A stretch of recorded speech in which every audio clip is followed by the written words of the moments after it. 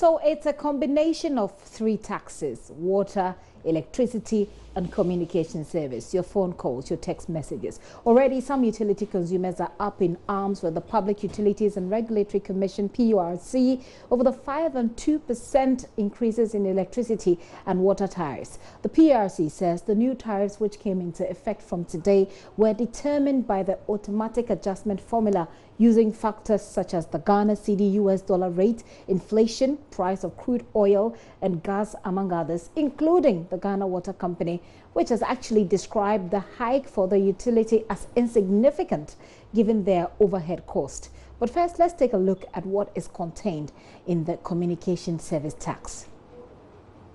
Already, mobile users have received text messages from their service providers about the increase.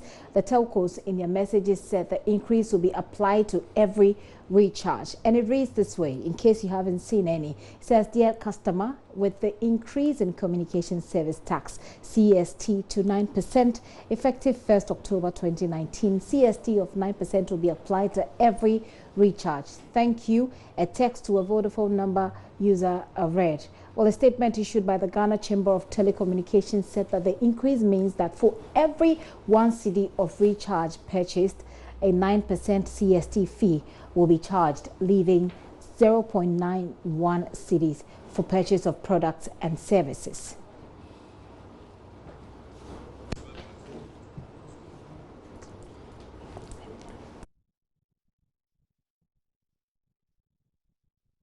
On your mobile phone, if you purchase 2 cedis airtime, you will have 1 cedi 82 pesos.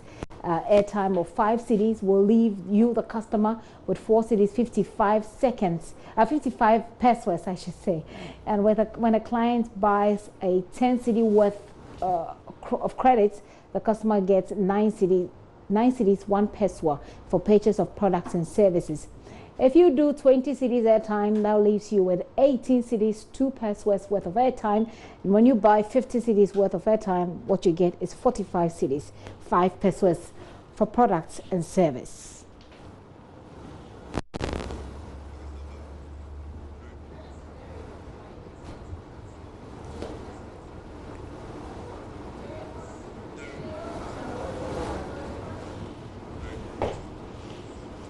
So if you buy 2 cedis, you get 1 cedi 82 pesos. 1 cedi 82 pesos. We'll be getting to the Chamber of Telecommunications,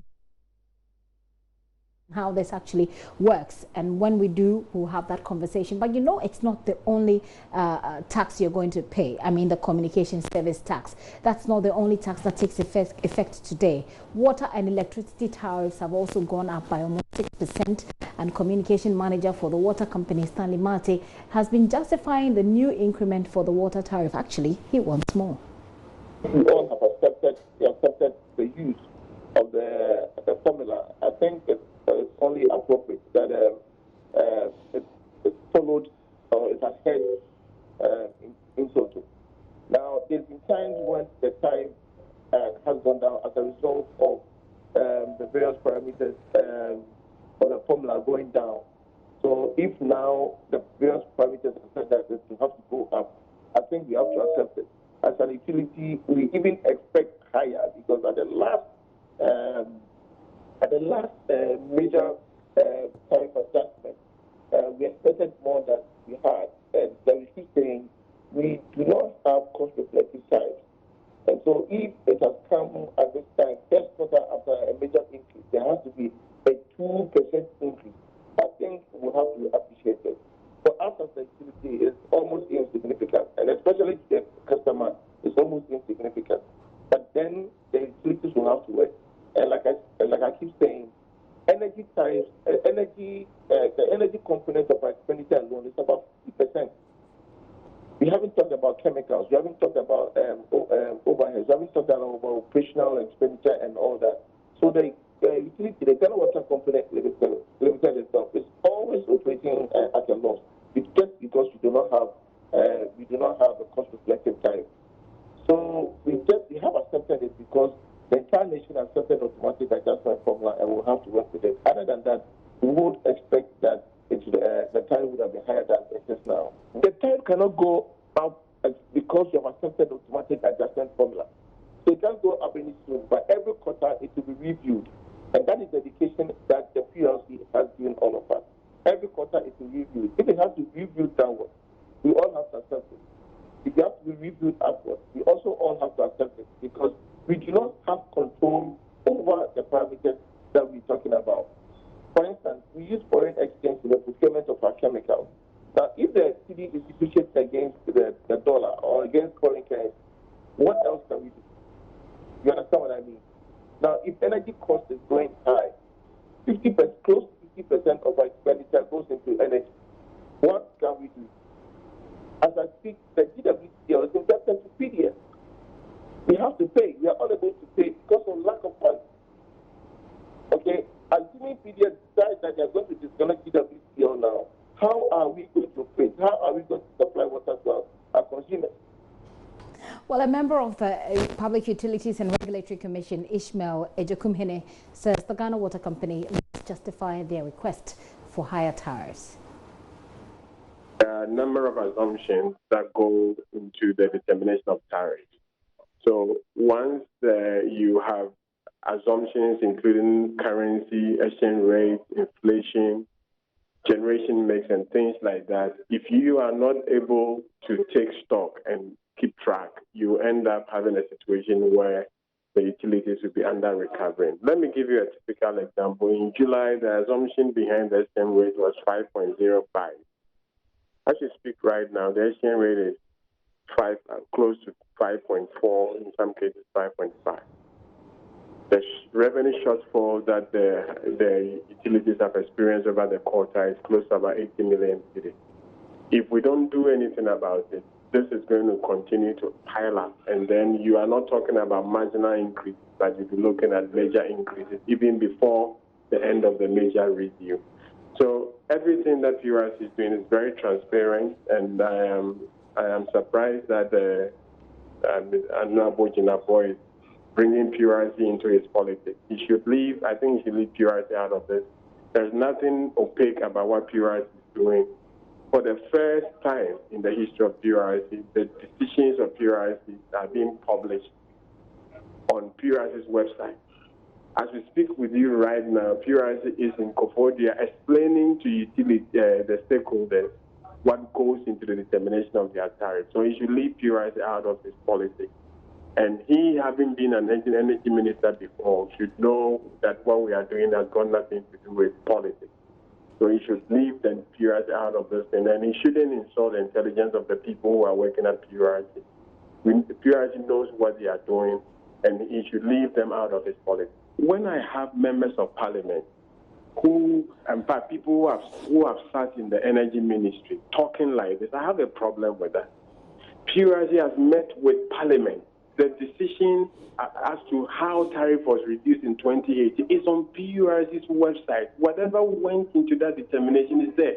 PRC has met with the Parliamentary Select Committee, we've met with the Finance Committee. This has been presented. Why is he questioning what went into that, if not for political reasons? Is it that he doesn't understand what PRC did? If you don't understand, let people explain to you. Don't say that it's for political reasons. There was good basis. Look, the gas price, for example, government had renegotiated the gas price. It had dropped from 8.84 to as low as 7.29. That makes a lot of difference. The hydrothermal mix had also changed. Okay, beyond that, PRC had found some double counting in the tariffs. We took that out. That was the main reason why we were able to reduce tariffs. Okay, there was a situation where industries were moving from Ghana to Cote d'Ivoire because tariffs were too high. So that decision has been explained. It's not anything political. Political decisions, sometimes you can't explain. Go to PRC website right now. Go to that website and see whether the 2018 decision hasn't been explained, the detailed report on that. Why is he talking like that? Beyond that, 2018 then became the reference point. In 2018, anyway, the exchange rate we used was 4.43. The exchange rate today is 5.3 or something like that. How is he saying that tariffs should remain where they are? If you do what he's saying we should be doing, that's how come we were in doomsday for all those years. The energy sector has to recover. Unless somebody is bringing money to recover any shortfall, the sector will have to be able to pay for itself. Okay? We are struggling with debts in excess of, nobody even knows the exact amount, close to $3 billion. Do we want to be adding to that? At the end of it all, it's the same Ghanaians, the bonds that they are taking, you and I are going to pay for that. So Ishmael Ejikumhene spoke there. He did not only respond to the Ghana Water Company, he also responded to the former Deputy Power Minister, John Jinapor, who was initially questioning the increases. He is demanding to know what warranted such what he calls such a steep increment. He says government must actually apologize to Ghanaians. So here is what he said, to which Ishmael Ejikumhene responded. The PURC has been extremely dishonest with the people of Ghana. The PURC should move away from the politics and concentrate on their core mandate. You would recall that in 2018, when they decided to reduce these tariffs by about 17%, we asked details and raised issues. And it's important that in this country, all of us begin to interrogate this matter. It's not the PURC that pays the electricity bill. It's not the PURC that pays the water bill. And so the people of Ghana, including your very good self, you deserve to know how these tariffs are arrived at.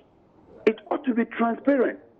At the time when they were reducing these tariffs, the exchange rate was getting worse, crude oil prices were increasing, all the indicators were getting bad, and yet PURC insisted and reduced the tariffs. As a result of that, today we have a huge debt of more than $1 billion. Let the PURC come and deny that because of that tariff reduction, there is no huge debt outstanding. That is number one. Then in July, they came out with about a 12% increment in electricity tariffs. They claimed that that was to restore the sector and ensure that there is financial viability. So the critical question to ask today is that in less than 3 months, what has changed? I think the people of Ghana ought to know. Because if we take the exchange rate, go and read the Bank of Ghana Monetary Policy Committee report. The issue of exchange rate cannot, and it's not tenable, because the Monetary Policy Committee, which is the custodian, the official source when it comes to exchange rate determination, is the Bank of Ghana, indicates that the CD has been stable. Number two, in terms of our fuel consumption, we are moving more to gas. Indeed, we are moving away from light crude oil, and if he challenges me, I will bring the figure. But even more importantly, I have just opened the PURC website. What the PURC does is to announce tariffs through a gazette. That gazette is signed by the commissioner. In that gazette, they tell us the details of where those monies are going to. In terms of the weighted average, is it going to distributors? Is this going to the transmission sector, or is going to the generation subsector? Then we can also do an analysis. But when you issue a political statement and just say that you've increased it by 5.94, and you expect that we should swallow that hook, line, and sinker, it begs the issue. This is the same PURC that is creating this mess for us.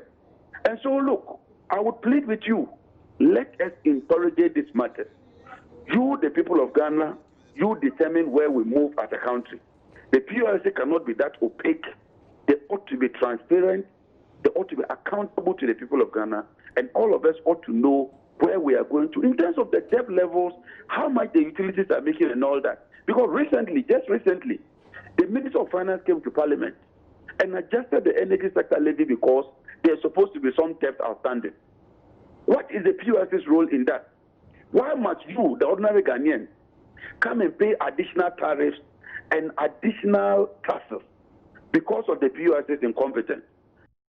That's the former Deputy Power Minister. Well, let's hear what some of you have been saying about the increases. Prince Apia has been getting some reactions from Kumasi. Especially the business community here in the Ashanti region. What they tell us is that it is too much for them because initially it was the increase in fuel prices which had a corresponding change in transport fares.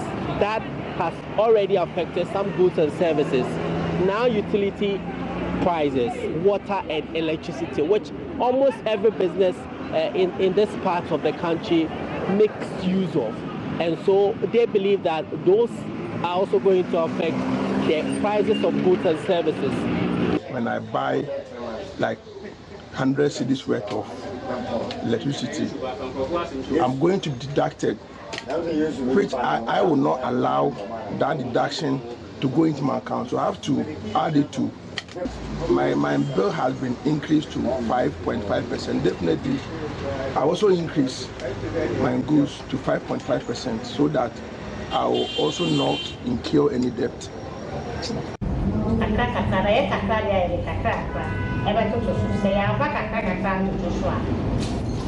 We use both water and electricity. We fear patronage of our work will decline, but we have no option than to increase our services. It will be gradual.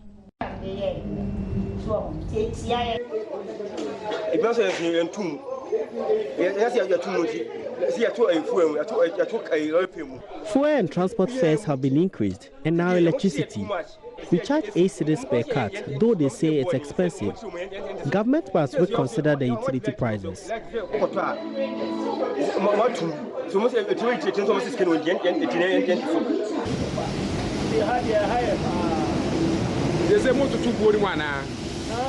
Already, people are complaining of no money in the system, but we are planning to increase our services, else you will run at a loss.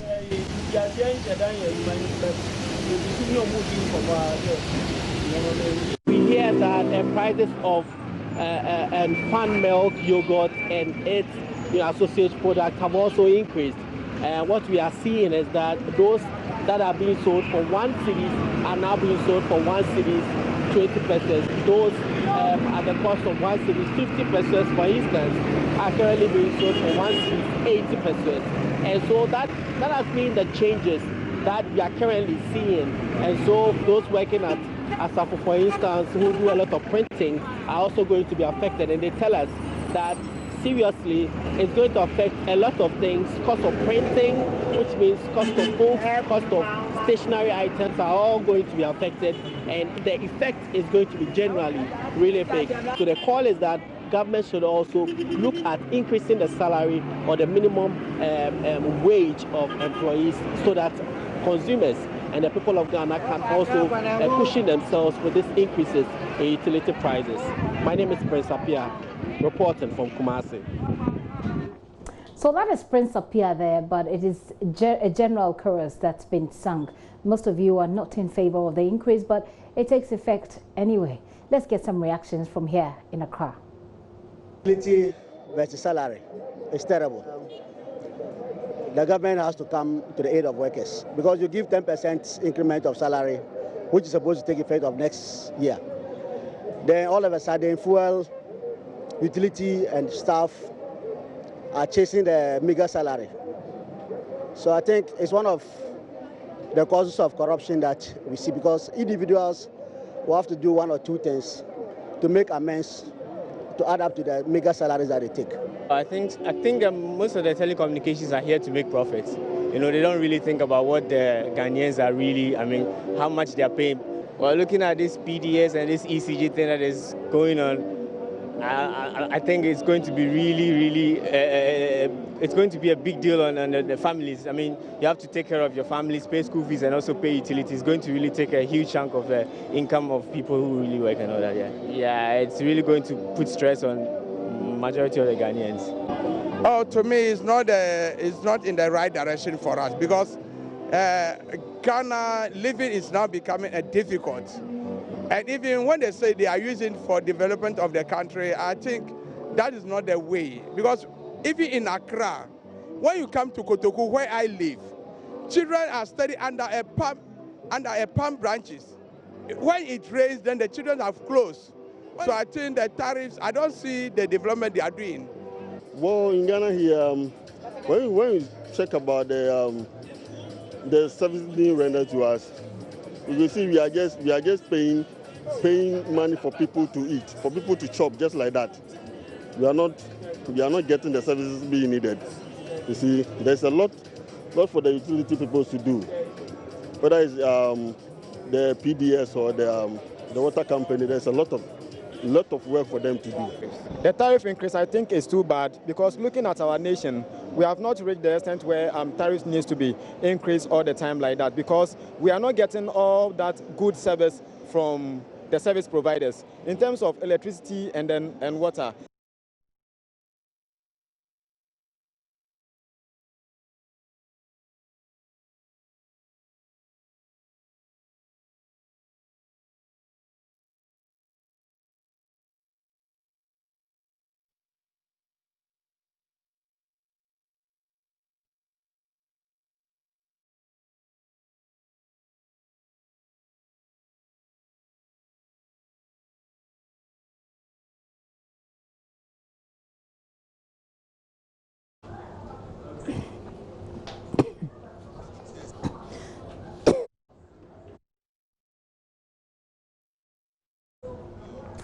Well, certainly people are not excited to have to pay more.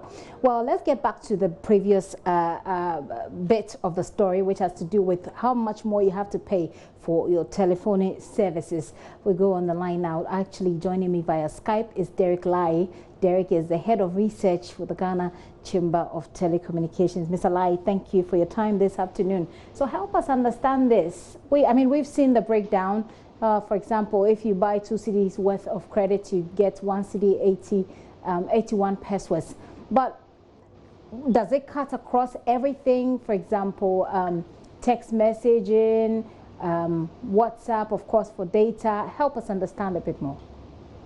Hello, can you hear me? I do. Please. Okay, super. So currently, I think that with regards to your first question, this would cut across text messages, voice calls, and then also data services as well, and general products and services minus mobile money, because we're hearing that people are tying mobile money into this. So mobile money is not part of the CST conversation that we are having. But with regards to what consumers will be seeing beyond the text messages that has gone to subscribers from their service providers, which is what we said earlier on. What is also happening is that operators or service providers are equally going a step further to show Excel breakdowns of what the tax means with regards to the usual airtime value that customers purchase. You see, it's very easy for the postpaid customers, but for the prepaid customers, it's a bit tough. Because close to 95% of our subscribers are using prepaid, they're buying scratch cards. If it's for those who get billed at the end of the month, it's very easy to just issue them an invoice with a computation on the invoice. Yeah. But with customers that are buying scratch cards, it means that they are not buying scratch cards that have now changed from 10 cedi like they would usually buy to maybe now 10.5 pesos. No, they are buying the same 10 cedi, so they require some level of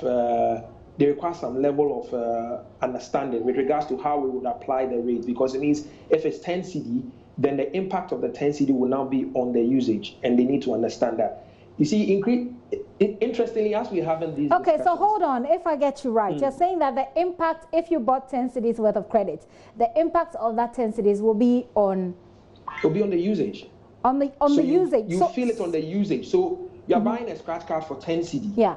But if it used to give you, maybe you're on a promotion, you're on a promo package that gives you the 10 cedi, maybe let's say it gives you 2 hours, every let's say every week. Yeah, it gives you 2 hours airtime. What will happen is that now it might not necessarily give you 2 hours. It might give you maybe an hour and maybe 55 minutes. Right. So the impact is on the usage, but the value of the scratch card hasn't changed. Okay. The value hasn't changed, but then the value in terms of how much you spend to get it hasn't changed, but the value in terms of what you can do with it has changed. Perfectly right. Okay. So in that case, is it a different tax on the value of the credit card or the core credit, and a difference between what I get to pay when I actually use it? Do you get my confusion here? So let's make it simple. Okay. Communication service tax is a consumption tax. So simply means that it's a tax that you pay for using telecommunications products and services. So it's incident on the consumer. So if any government touches CST or anybody decides to tweak the CST rates, it means you are basically tweaking the usage plans or the usage pattern of the subscriber. Okay. That's what technically it means. So I know there's been questions about 6 to 9. Is it okay? The impact, what will the impact be on the consumer? I have my own general views about taxing from 6 to 9 because last year at the mid-year review, budget review again, there was a realignment of VAT, which basically, even though the tax rate didn't change, what changed was the fact that we saw some erosions in our margins because of the fact that when you calculate it single-handedly as a standalones, it creates some increment with regards to it brings some further inflows for the taxman, but they didn't change the tax rate. So what that means is that basically that also some service providers obviously passed it on, or I don't know how they applied it, but the customers felt some pinch there as well. Then we come back in the second year, and then we're now tweaking the CST. Obviously, the customers will feel it again. This one is direct to the customer. So the customer is having to feel it twice based on those who probably might have adjusted their plans last year. And that's a challenge because I continue to say that mobile is taxed heavily. It's taxed beyond CST. It's different taxes, different mobile specific sector taxes that continues to raise the total cost of mobile ownership for the guy on the street. And it might look like everybody's using mobile services, but come on, if you go into certain low brackets, there are people who cannot even afford 40 CDs to buy a phone, to come and get a SIM card, then to even acquire even 1 CD or 2 CD to be able to have access to the network. Precisely. So so in one breath, when we say we are doing digitization, in one breath we say digital inclusion, we say connecting the last mile. We want to bring everybody in there. And in another breath, we are taxing the sector in the same bracket as alcohol and tobacco. Now, I use alcohol and tobacco because these are luxury goods and they have sin taxes on them. So when we tax in those brackets, it means that our long-term goal, our long-term policy, or what we want to do with the industry, our present needs, or how we adjust policy to meet to engage the existing sectors, does not sync with our long-term But goals. in that way, can we not bring in the telecommunications industry players for blame? Because I mean, if we are trying to widen the net of those, those who are hooked onto telephony service, or those who are tech savvy, for example, and we're looking to get everybody connected, etc., and here comes this tax, and then the telcos quickly push it on the consumer. But I said right from the onset that from a perspective of law, it's a consumption tax. It's incident on the consumer. So before we even got to this stage, most of the industry pundits or analysts in this sector basically said that telcos are definitely going to pass it on to their customers, and it's logical. Like, yeah, I mean, I know. We moved on from there. We moved on from there. It's just that I'm bringing back the part of the discussion where we say. The telcos, don't. It's because you raised the conversation about bringing in more people as far as telecommunication services are concerned. Yeah, so I can, as a businessman, I can do as much as I can with regards to providing investing. But the point is, if I'm investing and you're taking a lot, because technically, if I spend a cedi, let's look at it this way: if I spend a cedi today, if you spend a cedi, you buy a 1 cedi scratch card, or you spend a 1 cedi on product and services. Close to 44 pesos of that 1 cedi is going into taxes. It's going into different levies and charges, going to different agencies. So I'm left with about 55 pesos or 58 pesos. And my OPEX alone is like 40 pesos or 40%. The question here is, truth is, how many sectors within this space spend as much as 40% or 45% of their revenues to deal with taxes and levies and charges? So there's a practical we need to have a conversation about the sector and what we want to do with the sector. In as much as we are having all these questions about, everybody knows government needs a lot of money. That's fine. But we need to also not lose sight of the fact that we have a place to go with telecoms. And government next year is saying that they want to do all government payments, they want to run it through digital means. It means people should have mobile in their hands. It means people should have connectivity. The businessman needs to invest. And let's not forget, finally, that Ghana is in competition with Nigeria. It's in competition with Cote d'Ivoire. So if you have Airtel Tigo here, anywhere you have Airtel Tigo in this world, Ghana is in competition with that market. And it's the environment, or how we push out the environment, or we place the environment, which is going to attract those investable funds inside. The funds are not going to come, or the FDIs are not going to come because we are hospitable people. It's just going to come because we are training the right signals to the foreign guys outside here. Right. Yeah. Very well. Well, it's come to stay. It looks like so we wouldn't have to make a lot of noise. It will be purposeless lamentation, like we say. but the point about getting a lot more people connected is a key conversation we need to have. The point about the cost of data, which essentially cuts people off, and when you even bring in the gender conversation about how women empowerment, everything in rural communities, that's a very big conversation that needs to be had. But right now that we're here, 1st October, and we're having to pay extra for our telephone services, what message does the chamber has for the Ghanaian consumer? Well, we are law-abiding citizens. The industry would implement the taxes, or we implement laws that government passes. On the other hand, we believe that there are a lot of issues with regards to the tax levels within the ecosystem or within the market. And so it's just fair that as an industry, we are willing and we are committed to work with government. Government is listening enough, so we are hoping that we can be able to further engage and look at how we can have some review in specific areas that we believe that they hurt the customer and they hurt the service provider. And in some instances, it hurts governments as well. And I'm sure once I visit sometime, we could look at some of these tax components, because there are certain components, tax rate or tax brackets that today, because of the fact that technology has gone far ahead of us, and most of us, or most of our policies, people have alternative means to engage. So when you keep certain prices within you fix a price within a competitive market, from an account standpoint, it doesn't jive well. So these are areas that we believe that there are issues that we would love to sit with government, and we are hoping that government will be able to have some of these reviews so that we can pass on some of these external gains, we can pass on some of these externalities back to the consumer, because affordability still remains one of the key issues why a lot of people remain unconnected before we come to infrastructure. And connection is certainly key to the developmental conversation. So that's why we need to look at it. Ms. Lai, thank you so much for your time. Thank you.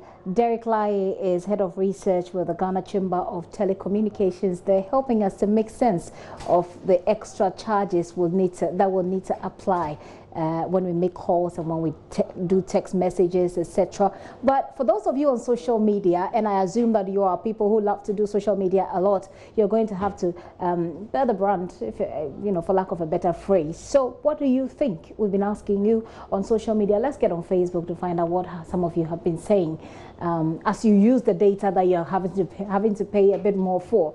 So Ali Jamel Tete says the freaking freebies of this government populist policies are over. The real NPP policies are emerging. Carlos, Carlo, and Calamitos is their trademarks.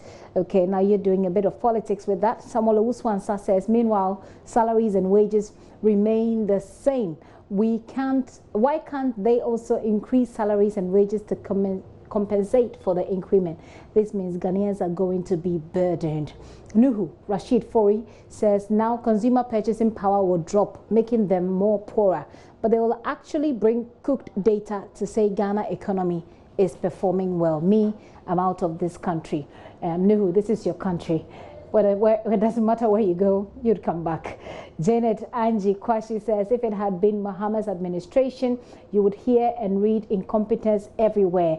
Animal farm approach, some animals are better than others. Roosevelt Nanayabua Golden says, normal, we want development, but afraid to pay tax. Then what do we use for all these development? He's saying that if you want to see development in your communities, you've got to pay for it. But the question has also been that, well, are we seeing what we're paying for? That has been a very big chicken and egg conversation now that has had to be had. Well, Dre Louise Ade says, the change we voted for, and we, he puts in quotes, says the change we voted for is happening. God bless Mother Ghana. He goes, hey. Alexander Sefa says something has to be done in this utility tariffs, the water and the electricity. PURC must come again. They should show us the gazetted increment. Zakari Shahamuddin says we have to demand for increased salary, simple as ABCD. Francis there says, you know that 2019 is a year of no mercy. Or you know that 2019 is a year of no mercy. A year before election, the finance minister didn't mince words that 2020, no addition taxes. So you mean that they're adding all of the taxes in this year because in 2020 there will be zero addition of taxes because it's an election year. That's Francis Owusu's perspective. Bright Asna Lofori, you must love us now. He says after gathering all this tax, this government will spend it on useless things such as the presidential jets that cost us $19,000 per hour. The change we voted for indeed. Now I must say that I have not verified those figures there. Bright is putting out there, but that is his thought. And as Ahoechu says, can we ever have a government that will not increase utilities? Come on. Still is better than the NDC government. And you've had about 3 replies. Be curious to find out what how people are responding to your message. Let's find out what's there.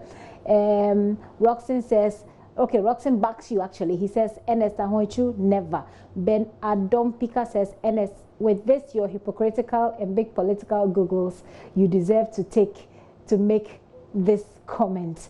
Fauzia says, dear, reality is utilities will never go down. But the way NPP came to talk as if they own World Bank was funny. Okay, well, some more messages. Let's do 1 or 2 and then we can call it a wrap and move on. All right, well, keep your comments coming. It's been interesting reading them, but it looks like majority of you are not happy with having to pay more for utilities and having to pay more for your phone calls and having to pay more even for ice cream because, well, guess what? Farm Milk has increased the prices for the ice cream that we eat every day.